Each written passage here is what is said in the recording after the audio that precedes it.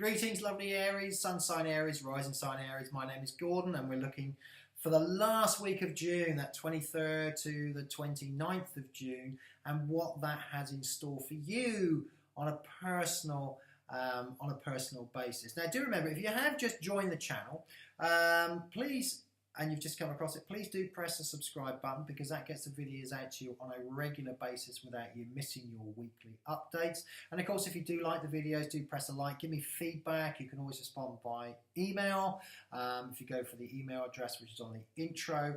And as I said, we look forward to interacting with you. So what happens? What is the main thing this week? Well, we mentioned last week about the sun gradually moving from the constellation of Gemini coming into Cancer. Now, as it does so, we also see this week that Mars changes sign and changes from, the energy of Gemini, which is very mental energy, it's thought energy, and now we're coming into the more deep emotional energy that is Cancerian. Now, I hear what you say, Aries.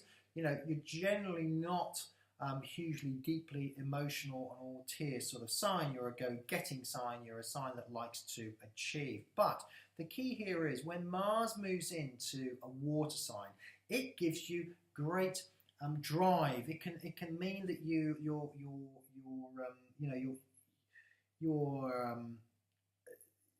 ruling sign can have a lot more weight behind it as it pushes and moves itself forward.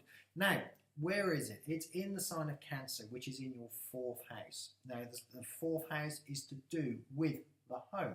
You may well find yourself thinking about moving home at this particular time, or having thoughts about it. Certainly, as we find that the sun starts to, interact with your wish to be seen, your wish to expand. You can find premises will be maybe a bit small for you. You want to change what is around you.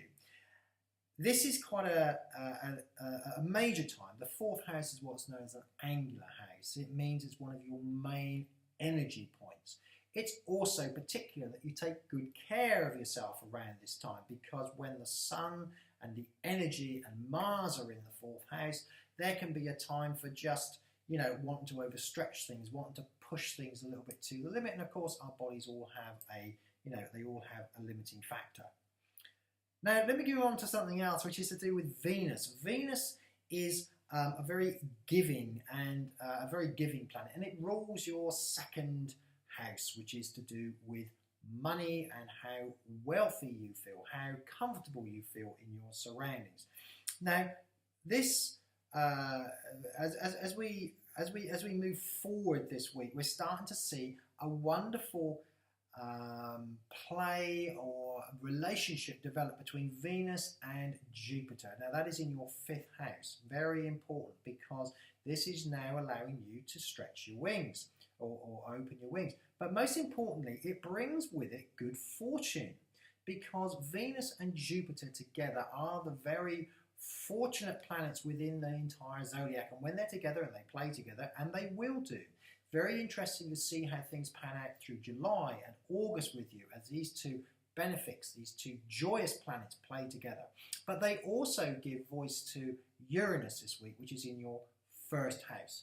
Now, this can mean a time where you start to go through a period of beneficial things happening. I wouldn't say windfalls. Be very, very good if you're going to play the lottery or do things as far as like gambling, getting things turning up out of the blue.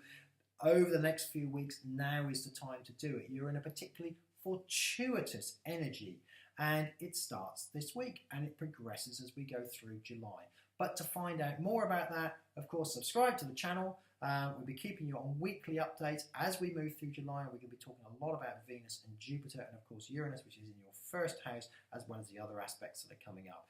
Thank you very, very much for getting involved. Have a great week, Aries, and I look forward to speaking to you again next week.